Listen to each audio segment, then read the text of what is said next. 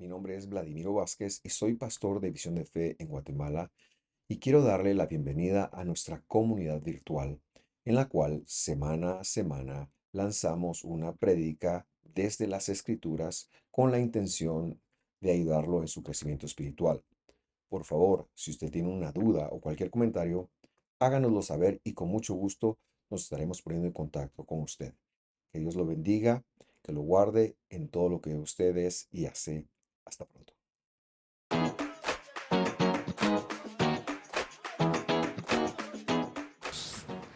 Y a ustedes que nos sintonizan también nos da muchísima alegría podernos reunir un domingo más.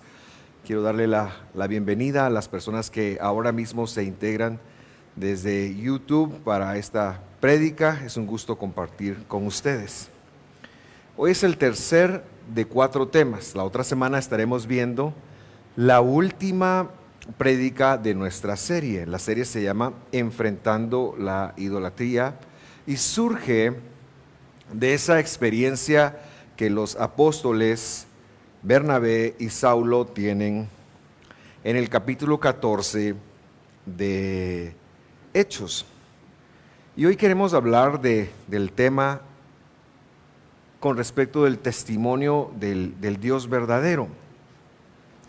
Y la semana pasada recibimos algunas herramientas para combatir la idolatría en nuestras vidas, la oración, recordará usted.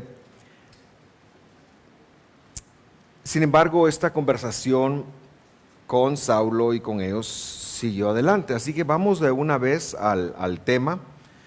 Hechos capítulo 14, versículo 16, dice: yo quiero que usted le ponga mucha atención. En las generaciones pasadas, esta lectura más o menos ocurrió ahí por el año 45 después de Cristo, entre 45 y el 50 es que ocurre este evento. O sea, hace casi 2000 años, poquito menos de 2000 años. Dice, o sea, él está refiriendo de Jesús para atrás. Entonces, en las generaciones pasadas, él, refiriéndose a Dios, permitió que los gentiles siguieran sus propios caminos. Sin embargo, no dejó de dar testimonio de él mismo, haciendo bien y dándoles lluvias del cielo y estaciones fructíferas, llenando sus corazones de alegría y de sustento y de alegría. Versículo 18. Aún diciendo estas palabras, apenas pudieron impedir que las multitudes les ofrecieran sacrificio. Vamos a poner un marco de referencia. El marco de referencia es que Dios hace un milagro por medio de Pablo y Bernabé y la gente, les quiere adorar. Y entonces ellos empiezan a desmarcarse de esta situación porque, como lo hemos mencionado, hay tres eventos que marcan la vida de un creyente, sí o no. Un creyente no puede estar ni en la inmoralidad sexual, ni en la idolatría, ni en el asunto de matar a otra persona. Es como la Biblia lo ha legislado. Y entonces, Pablo, me imagino yo que es quien está hablando y que era el portavoz, les dice, señores, antes Dios más o menos les permitía a ustedes andar en esto, pero es que ahora que han encontrado a Jesús, eso ya no se va a valer. Es lo que está diciendo.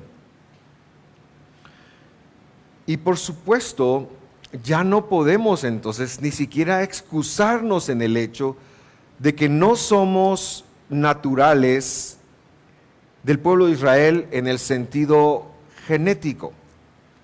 Es lo que está diciendo. O sea, ahora, antes se consideraba que los gentiles más o menos pudieran hacer lo que quisieran. Pero ahora ya no se puede, dice Pablo. Ni siquiera para los gentiles. Así que tenemos que empezar a hacer una diferenciación nosotros en qué es un gentil en la Biblia, hablando de la Biblia, y qué es Israel. Y que cuando Dios nos rescata, nos pone en su pueblo, nos hace parte de ese pueblo, y ese pueblo se llama Israel. Pero luego les habla de dar un testimonio. Y cuando usted regresa un poquito a lo largo de la historia en estos 2000 años, se va a dar cuenta que las sociedades que han progresado son las sociedades, por ejemplo, en las que se respeta el derecho a la propiedad privada. ¿Por qué? Porque Dios dijo que no se cruzaran los umbrales, en el que se respeta la vida, en el que se respetan los derechos del individuo como la Escritura lo enseña. Son las sociedades que han, nuestra Constitución no pena, por ejemplo, el asesinato porque qué bueno es, sino porque es una idea que quedó como testimonio de parte de Dios. Y como parte de ello, dice Dios, yo les he dado la lluvia, etcétera, etcétera. Pero ahora está marcando un parteaguas con respecto de quién es Dios y quién no es Dios. Y el testimonio que les quiero dar, dice Saulo, es este. Y yo quiero trasladárselo a usted desde una historia bíblica que precisamente tiene que ver con la lluvia, tiene que ver con el agua. Si alguno de ustedes empieza lluvia, no estoy hablando de esa historia, para los que saben de quién estoy hablando. Nadie se rió, así que son bien cristianos ustedes. Y la historia tiene que ver con un rey que se llama Ahab. Ahab es su nombre original, quiere decir hermano, Ab, padre. Hermano padre, así se llamaba. Imagínese usted, ¿cómo te llamas? Hermano padre. A nosotros nos llegó como Acab. ¿Se acuerda usted de Acab? Lo hemos leído en la Biblia. Y este fue el sexto rey o séptimo rey de la dinastía del norte. El norte tuvo un problema. Y es que cuando se dividen el pueblo de Dios en las 10 tribus y las 2 tribus de abajo, el rey de arriba, el rey del norte, tenía problemas en su autoestima, y cuando él vio que el pueblo iba a descender a Jerusalén, como estaba escrito, para ir a adorar a Dios, él dijo no, porque si van a regresar con la idea de que un golpe de estado, ¿saben qué hagamos? Pongamos un becerro en el norte, un becerro en el sur, y adoremos esos becerros. Y este rey, Jeroboam, conduce al pueblo a la idolatría, introduce al pueblo de una manera institucional, desde las altas esferas del gobierno, a tener la duda sobre quién es Dios. Los demás reyes siguen con esa finta, hasta Acab. Acab se superó a sí mismo y superó a Jeroboam. Y Acab se casó con una señora que se llamaba Jezabel. Usted quizás ha oído hablar de Jezabel. Hoy todo el mundo habla del espíritu de Jezabel. Yo pienso que muchas veces ni siquiera saben qué es, pero lo hablan. Y esta señora, que no era de Israel, no era del pueblo, sino que era sidonia, esta señora impone, aparte de lo que ya tenían, la confusión que ya tenían, una religión nueva en Israel. Y nace en Israel la adoración a Baal. Ahora, Baal ha estado presente en la escritura desde los filisteos, pero Baal no era considerado un dios hasta que ella llega, lo impone, toma a sueldo a 400 profetas que hablan de Baal, y a 400 profetisas que hablan como de la señora, de la medio esposa de Baal, que se llamaba Ashera o Asera. Y esto se empieza a convertir en la norma. Ahora bien, Dios, tenemos que aclararnos algo, y es que Dios, si tú eres parte de su pueblo, si tú eres un hijo, Dios no va a compartir la gloria que le pertenece a Él con alguien más. Simple y sencillamente no lo va a hacer. Si tú andas por la vida divagando y no te haces llamar creyente en Jesús, pero no lo ves a Él como el único Dios en tu vida y no te pasa nada, preocúpate, porque Dios, a los que ama, Dios corrige. Dios corrige. Ahora no corrige como nosotros le decíamos a nuestros hijos, te voy a corregir, sino Dios corrige enseñando la senda correcta. Pero eso a veces es doloroso porque para ello tiene que obtener nuestra atención. Y lo que hace Dios es que por medio de un profeta que sí es de Dios, que se llamaba Elías, ¿han oído hablar ustedes de Elías? Él representa la profecía. Elías se para y dice, aquí no vuelve a llover, señores, hasta que yo diga. Porque está hablando en nombre de Dios. Imagínese usted nuestro país sin 2 años de lluvia. ¿Cómo nos iría? Se empezó a secar los ríos, se empezó a secar las fuentes de agua, y esa economía que dependía de la agricultura, ahora ya no tiene una forma de alimentarse. Realmente es mucho peor de lo que pasó en el mercado internacional en el 2011 o en el 1929, cuando los mercados mundiales colapsan y todo el mundo se va al desempleo. Esto fue una tragedia nacional. Y a veces deberíamos de evidenciar o de ponernos a pensar cuando las promesas del Señor, cuando la palabra del Señor no se está cumpliendo en nuestras vidas, sí debemos de hacernos esa pregunta de ¿por qué? ¿Por qué? Así que Acab tenía muchos siervos, manda a buscarlos y exige de los distintos países una declaración jurada. Hey, Elías no está acá. Manda a buscar a Elías y exige de los reyes una declaración jurada de que Elías no está allí. Dios ha escondido a Elías hasta que es momento de hacer un showdown, un enfrentamiento. Y Elías busca a este siervo que se llama Abdías y se revela. Y le dice, anda a llamar al rey. Y van a llamar al rey. Y el rey llega. Y esta es la conversación que ahora vamos nosotros a leer. Primer libro de Reyes, capítulo 18, versículo 17. Primer libro de Reyes, capítulo 18, versículo 17. Ahora se encuentran Elías y Acab. Cuando Acab vio a Elías, Acab le dijo, ¿eres tú, perturbador de Israel? Versículo 18.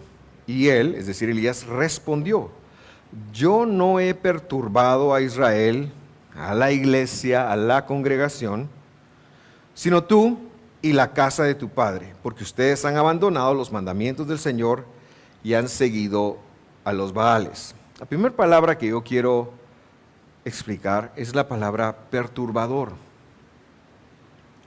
Esa palabra viene de un verbo que quiere decir enrollar, como meter a alguien en un rollo hacia el engaño. Por eso le puse removedor, ¿verdad? Porque es como hacer esto con tal de llevar a alguien al engaño.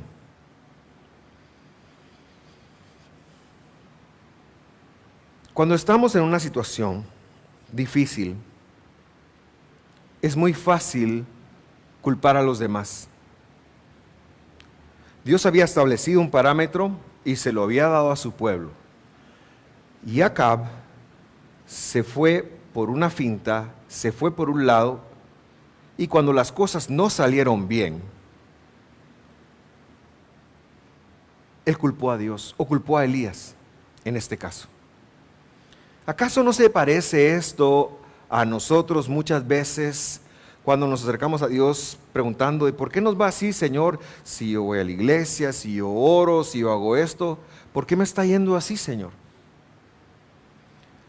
Y peor aún, cuando empezamos a buscar faltas en los demás. Es que yo ya no voy a la iglesia porque ahí no es una iglesia de amor, o porque no me dicen, o porque me dijeron, o porque me hicieron, etcétera, etcétera. Mire, yo le voy a decir una cosa. Hasta yo tendría razones para dejar de venir a esta iglesia. Cuanto más usted, seguramente tiene más usted que yo. Todos tenemos razones para estar decepcionados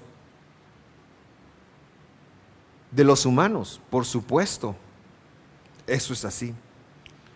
Pero cuando las cosas no van bien en mi vida y yo empiezo a buscar culpables afuera de mi vida, eso debe ser una señal de advertencia para mí. Y la respuesta de Elías, que está hablando en nombre de Dios, es lo que yo quiero dejarle en su corazón ahora. Él se lo atribuye a dos razones. Les acusa de hacer dos razones. Y yo quiero decir que esto es tan vigente y tiene tanto que ver con nosotros hoy en día. Sigue siendo vigente. Son las mismas razones por las que nos va en feria. Sigue siendo la razón por la que es difícil a veces prosperar en los caminos del Señor. Número 1 dice, ustedes han abandonado los mandamientos del Señor. Y ya vamos a ver de qué manera, porque Elías se lo enseña. Y número 2, ustedes se han apartado de la verdad. Queridos hermanos, la verdad y los mandamientos del Señor están tan relacionados. Ustedes se fueron de la verdad a la mentira. Y yo quiero que usted conecte en su corazón profundamente que en este mundo en el que vivimos, en donde todo suena como una verdad subjetiva, es decir, lo que usted cree, lo que usted piensa, eso es su verdad. La Biblia nos ayuda y nos exhorta a pensar en función de que lo que vivimos nosotros es nuestra realidad, pero que verdad es Dios. Todo este conflicto que vivimos en el mundo no es otro sino un conflicto entre la verdad y la mentira. Y no hay un espacio gris en medio. Las cosas o parten o salen o vienen desde la verdad, o parten, salen o vienen desde la mentira. No hay un intermedio, no hay un punto de inflexión, no hay grises en este aspecto. Las cosas o vienen de la verdad, que es Dios, o vienen de la mentira. Ese es el problema desde el principio. Por eso siempre me gusta regresar a la historia de Adán y de Eva. Voy a tomar un poquito de agua porque la garganta se me empezó a trabar.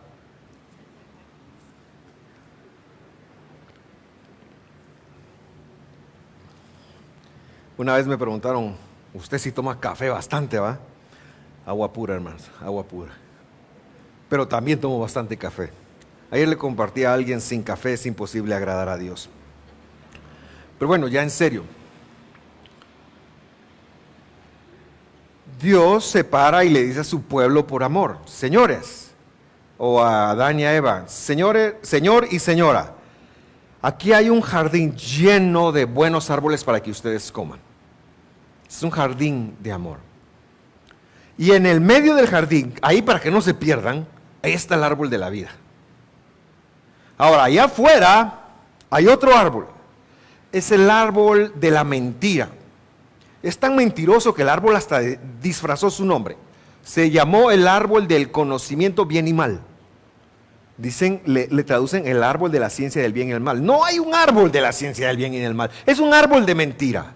Es la mentira disfrazada.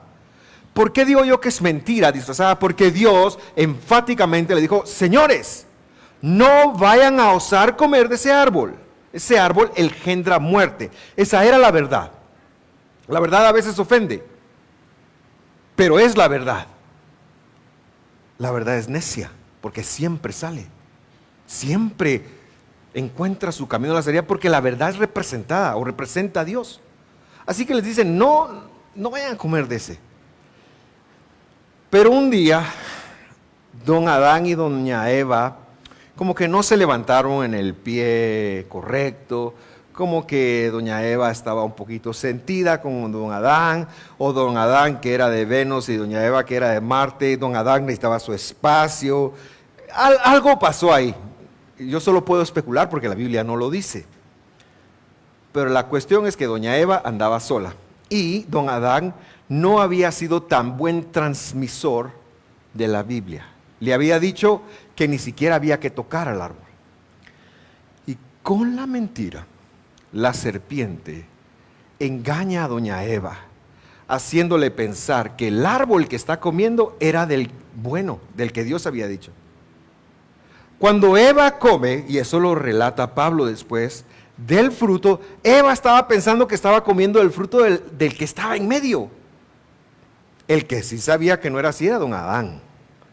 Pero doña Eva se la vacilaron. La engañaron. ¿Y quién la engañó? El padre de mentira. El origen de toda mentira. El enemigo de nuestro ser. ¿Cómo nos engaña Satanás? Lo hace por medio de nuestras realidades, sacándonos de la verdad de Dios.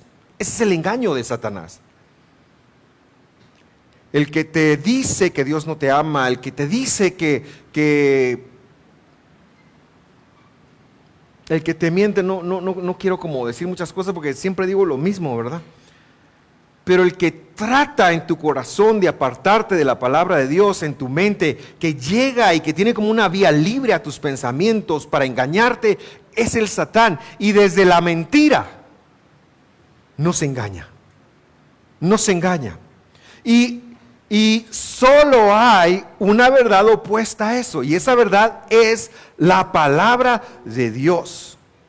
Lo que tú puedas estar viviendo que contradiga la palabra de Dios, por mucho que sea tangible, por mucho que lo puedas abrazar, por mucho que lo puedas ver, escuchar, entender o leer lo que sea, lo que puedas estar viviendo que va en contra de la palabra de Dios, no es verdad.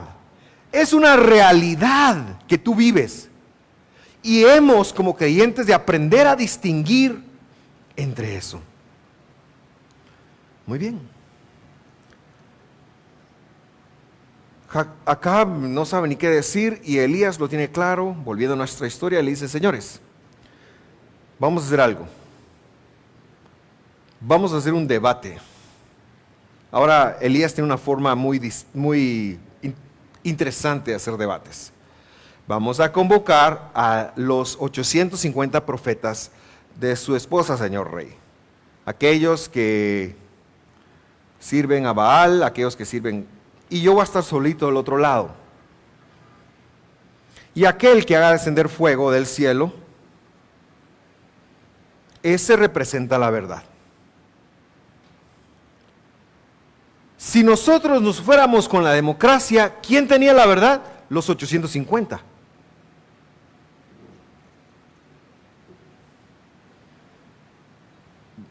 No siempre la mayoría tiene la verdad. Es más, en los tiempos que ahora tenemos, es la minoría la que tiene la verdad, porque es una minoría la única que está dispuesta a casarse con la palabra de Dios y a representar la palabra de Dios. Y lo que está afuera, cuando va en contra de Dios, aunque sean los más, aunque lleven más cantidad de votos, de números, de lo que sea, no está bien. Y un creyente debe de atreverse a decir que no cuando los demás digan que sí, si no está de acuerdo a la palabra de Dios. No podemos basarnos en la democracia. Ni siquiera sirve para nuestros gobiernos. ¿Y por qué es eso, pastor? Salga a la calle y usted se puede responder por usted mismo. Entonces Elías hace una confrontación. Elías era chiviado pero confrontativo. Que Dios nos dé algo de Elías a todos nosotros, ¿verdad? Y leemos primero de Reyes 18:21. Dice, bueno, y que se convocara al pueblo, ¿verdad? Porque ahí va a estar todo el mundo. Y Elías se acercó a todo el pueblo que estaba convocado ahí y le dice: ¿hasta cuándo vacilarán? Dice la traducción que yo escogí. Saltarán, es la palabra literal y la voy a explicar. Entre dos opiniones divididas, les dice. Si Baal, si el Señor, ahí está el nombre, perdón, si el Señor, ahí está el nombre que traducen como Jehová, si el Señor es Señor, vuelve a decir nuevamente, eso es lo que traducen Dios, síganlo. Y si Baal implícitamente es Dios, síganlo a él. Pero el pueblo no respondió ni una palabra. ¿Qué está diciendo este versículo tan profundo? La clave está en el verbo saltarán entre dos opiniones divididas. ¿Usted ha oído hablar de Pesaj? Levante la mano los que han oído hablar de Pesaj. Muy bien. De Pascua, que es la traducción a lo mismo. ¿Qué quiere decir Pascua o qué quiere decir Pesaj? Exacto. Quiere decir un salto. ¿Qué hizo Dios en ese salto? Dios envió a un ángel que iba a entrar a cada casa a matar a un primogénito, pero cuando el ángel miraba que había sangre en los dinteles de esa puerta, el ángel se pesajeaba, se saltaba esa casa y la omitía.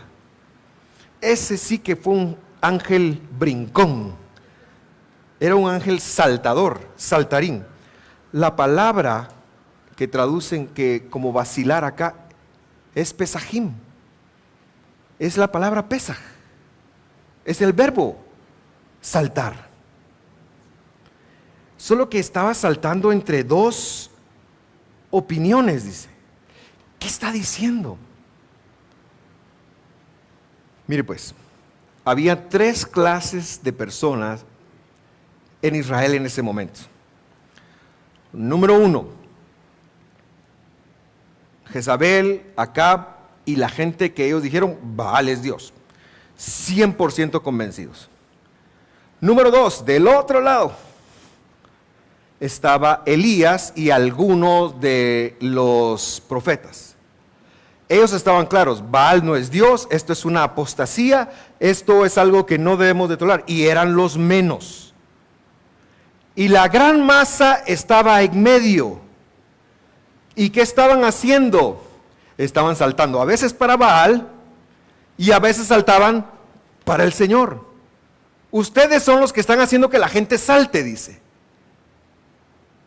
Me estoy dando a entender. Entre las 3 personas había gente que cuando les gustaba, cuando les convenía, saltaban para con Dios. Pero cuando les convenía, porque el rey o la reina o lo que fuera hacían presión, saltaban para con Baal.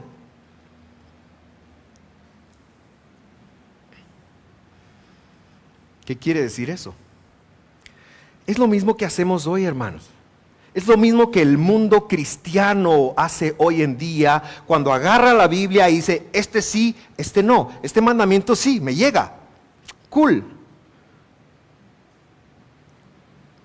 Quiero denunciar la hipocresía de muchos de mis colegas pastores en decir, el diezmo, hay que pedir el diezmo. Amén, yo estoy de acuerdo, yo soy de los que pedimos el diezmo. Pero ¿qué derecho tiene alguien de decir, bueno, el Shabbat, ese no?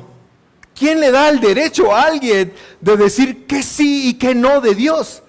Bueno, eso es lo que estaba haciendo esta gente, que con los mandamientos que sí les convenían, pues estaban con Dios. No, hermano, eso no, porque es de la ley, pero sí pedimos el diezmo, eso está en la ley. Me doy a entender, estoy haciendo una denuncia bien terrible. Por eso yo le quiero dar testimonio a usted de que los mandamientos del Señor, todos están vigentes. Todos. Todos los mandamientos del Señor están vigentes y Dios espera.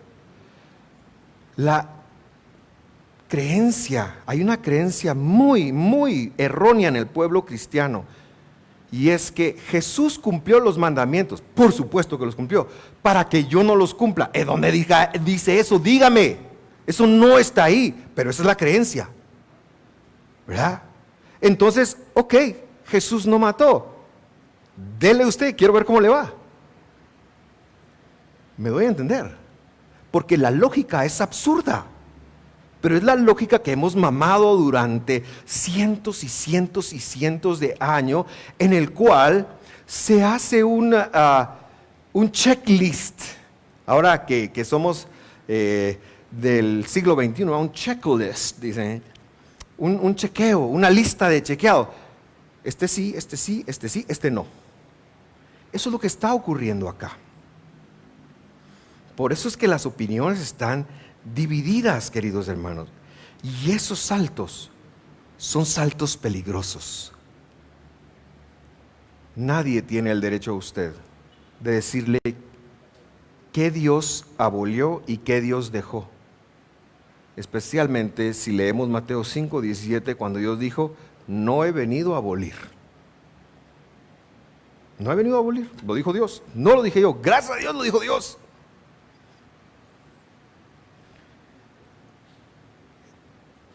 Es muy delicado para nosotros escoger qué sí vamos a hacer con respecto de Dios y qué no. Si esa es nuestra mentalidad, yo le invito a usted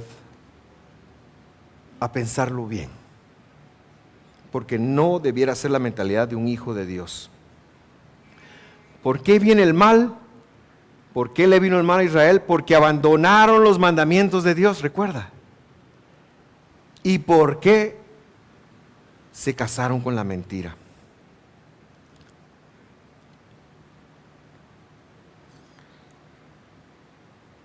Lo que Elías está diciendo acá es muy simple. No podemos andar saltando en los mandamientos de Dios. De hecho, el verbo pesaj también se usa para cojear. Cojear. Ese verbo es saltar, pero cuando están así, están saltando de una a la otra, es cojear. No se compromete con nada, pero bueno. El Salmo 16, ya para ir cerrando. Salmo 16, versículo 2. Yo dije al Señor, dice el salmista, tú eres mi Señor. Perdón, este es el versículo donde dice, yo dije al Señor, nota que usted que está en mayúsculas, esa es la palabra que traducen como Jehová. Tú eres mi Adón, es Señor. ¿Qué fue lo que le dijo al Señor él? Mi bien no está fuera de ti. ¿En dónde está tu bien? ¿En dónde está tu bien? Dentro de Dios. Mi bien no está fuera de Dios. Me doy a entender con eso, hermanos, porque muchas veces pensamos que sí. Ahora la pregunta es, ¿qué es estar dentro de Dios? Y la respuesta la dio Elías. Vivir en sus mandamientos. El bien ahí son los mandamientos. Tu bien, hermano, está en guardar su palabra. Tu bien está en guardar su palabra. Dios dejó su palabra como un manual de instrucciones porque te amaba. Porque cuando Él la entrega, Él ha visto que hay un derroche de hombres que han pasado desde Adán hasta Moisés, que todos han muerto, y Él entrega su palabra para decirles, señores, esto es lo que me deben. Jesús viene y paga esa deuda. La pregunta es, si Jesús paga nuestra deuda, ¿tenemos nosotros derechos de endeudarnos otra vez? La respuesta es no. ¿Y cómo no nos endeudamos otra vez? Cuando caminamos en la palabra de Dios, porque ese es nuestro bien. Nuestro bien. Nuestro bien. Queridos hermanos, quiero hacer otra denuncia. Estoy muy denunciante hoy, ¿verdad? Discúlpeme usted.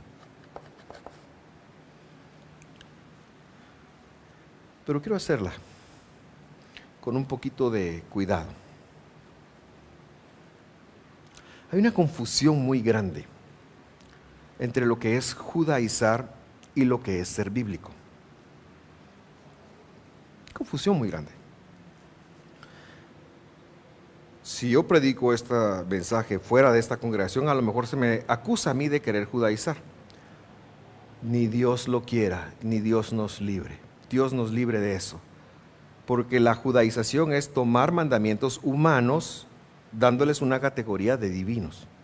Eso es judaizar. Ahora, Génesis, Éxodo, Levítico, Número, de Deuteronomio y de ahí hasta Malaquías, le pregunto yo, ¿eso es judío o es de Dios? Es de Dios. Eso es lo que tenemos que aprendernos a diferenciar. Lo que Pablo siempre peleó era que lo intentaran hacer como los judíos enseñaban. Y el ejemplo de la circuncisión para salvación es el mejor ejemplo. Y lo vamos a ver pronto en Hechos capítulo 15. Ese es el mejor ejemplo. Pero querido hermano, agarrar la Biblia y guardarla en el poder del Espíritu Santo, porque solo en el poder del Espíritu Santo se puede guardar, eso es ser bíblicos. ¿Me doy a entender? Muy bien. Ya no voy a pelear porque hoy vamos a hacer una celebración y usted va a pensar, tiene cara de bravo el pastor. Pero cierro con esto. El testimonio que los apóstoles están presentando a los griegos o a los listranos, porque están en la ciudad de Listra, que los quieren adorar, es el siguiente. Ustedes vienen de muchos dioses. Nosotros, los del siglo XXI, venimos de muchas opiniones. Somos sabios en nuestra propia opinión.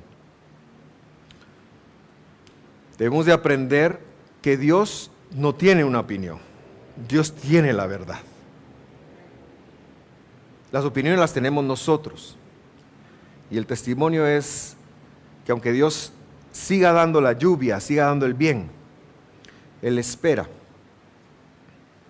Regreso a esto, mira. Al 16. Que Dios permitió que todos los gentiles siguieran sus propios caminos. El testimonio es el siguiente. Dios ya no va a permitir que tú, si eres un creyente, sigas tu propio camino. Te toca seguir el camino de Dios. Ese es el testimonio. Te toca seguir el camino de Dios. Es lo que Dios espera. Dios te salvó para que aprendas a ser como Dios y en el comportamiento de Dios vivir hasta que Él venga o hasta que tú descanses para resurrección. Y cuando Él venga, y si tú ya descansaste, te va a levantar. Nosotros, queridos hermanos, entendemos que el camino al más allá es única y exclusivamente por la obra de Jesús y su resurrección a nosotros. Que Dios nos levante, pero que esa fuerza que va a usar para la resurrección, que ya está en ti, te lleve a ser un siervo de su palabra. Vamos a orar. Vamos a orar. Vamos a orar.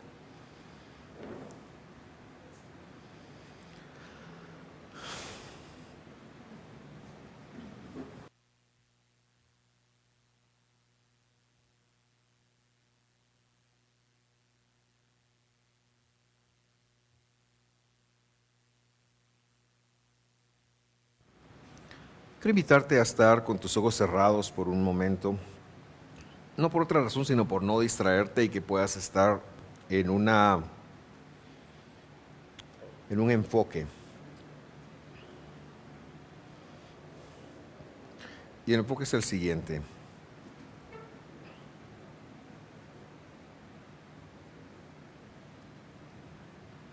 Si tú nunca has recibido a Jesús como tu Salvador, Dios te está llamando. Es para que vivas en el poder de Dios, para que vivas como su hijo. Si tú ya recibiste a Jesús como tu Salvador, yo te quiero invitar a ser un testigo del Dios de la Biblia, no del que te imaginas tú, no del que has visto pintado en cuadros, de ese canchito de ojos claros que caminaba en el mar. Yo te quiero hablar del Dios de la Biblia, que se empezó a revelar en Génesis 1:1 y que tuvo su cúspide de revelación para la humanidad cuando vino a la tierra. cuando caminó entre nosotros, cuando los testigos que nos lanzan este mensaje lo vieron y creyeron en Él.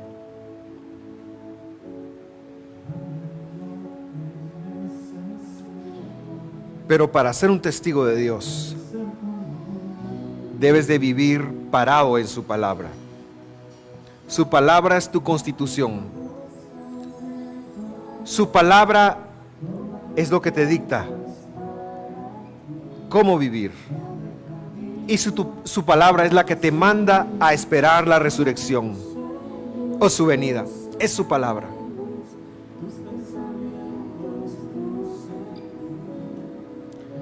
Yo quiero invitarte a vivir como un testigo del Dios de la Biblia. Claro, hay que conocer la Biblia para ello. Date el chance, conócela, léela, estudia con nosotros.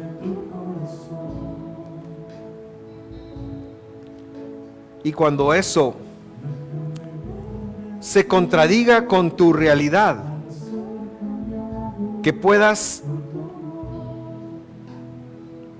tomar tu realidad y ajustarla a la palabra de Dios, que puedas subyugar tu realidad a la verdad de Dios. No somos un grupo de personas tratando de ser mejores porque sí. No somos un grupo de personas tratando de cambiar religiosos por nuestros medios. Yo te invito a ser una persona que reciba, que tenga la conexión de que recibió el Espíritu Santo para vivir dentro de su palabra, para dar testimonio. Deja que eso tenga sentido en ti.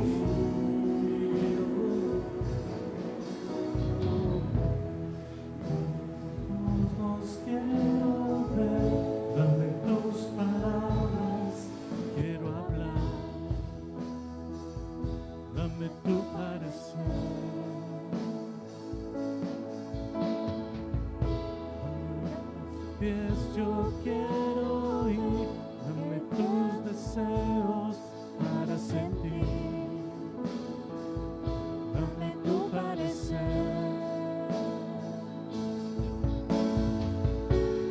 dame lo que necesito para ser como tú, dame tu voz, dame tu aliento, toma mi tiempo, es para ti, dame el camino que debo seguir, dame tus sueños, tus anhelos, tus pensamientos, tu sentir, dame tu vida para vivir.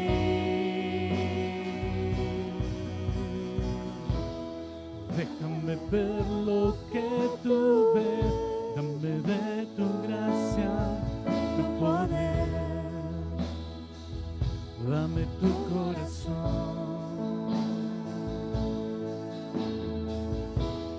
Déjame ver en tu interior para ser cambiado por tu amor. Dame tu corazón.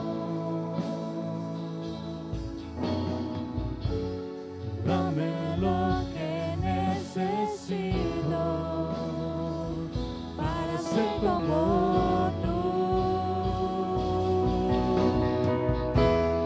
Dame tu voz, dame tu aliento, toma mi tiempo, es para ti. Dame el camino que debo seguir, dame tus sueños, tus anhelos, tus pensamientos, tu sentir, dame tu vida para vivir.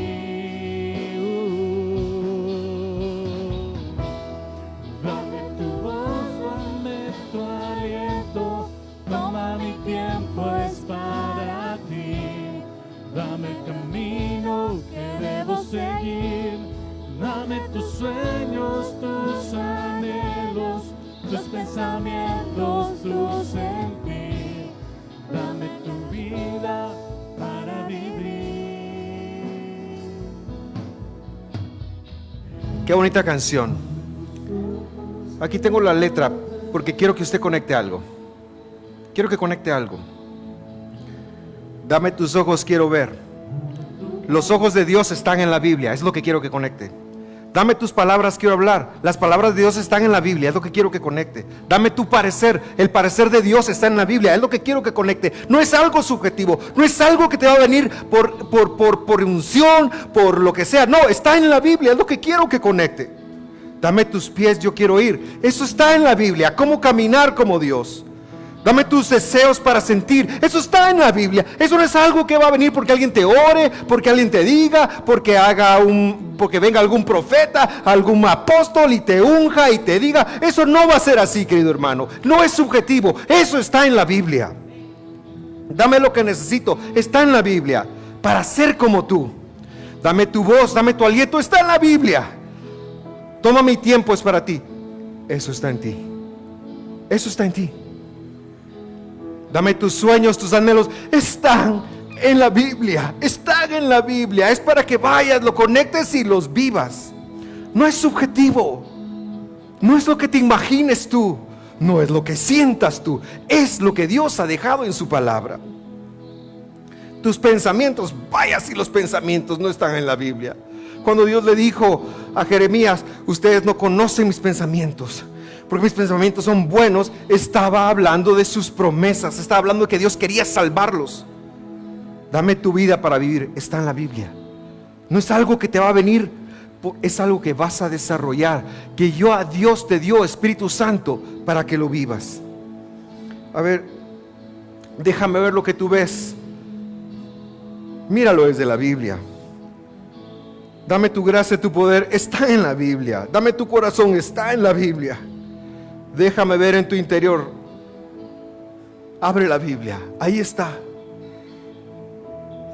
Dame lo que necesito. Adivina dónde está. En la Biblia.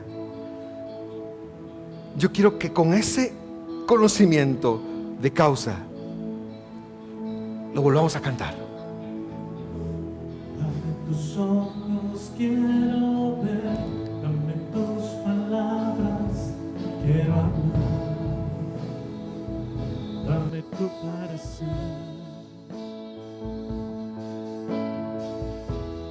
Dame tus pies, yo quiero ir. Dame tus deseos para sentir. Dame tu parecer. Dame lo que necesito para ser como tú. Dígalo con todo su corazón, dígaselo con todo su corazón. Dame tu voz, Dame tu aliento, toma mi tiempo, es para ti. Dame el camino que debo seguir. Dame tus sueños, dame tus anhelos, tus pensamientos, tu sentir. Dame tu vida para vivir. Otra vez se lo vamos a decir al Señor con todo el corazón. Dame tu voz, dame tu aliento, toma mi tiempo, es para ti. Dame el camino que debo seguir. Dame tus sueños, tus anhelos, tus pensamientos, tu sentir. Dame tu vida para vivir. Dame tu voz, dame tu aliento, toma mi tiempo, es para ti. Dame el camino que debo seguir. Dame tus sueños, tus anhelos, tus pensamientos, tu sentir. Dame tu vida para vivir.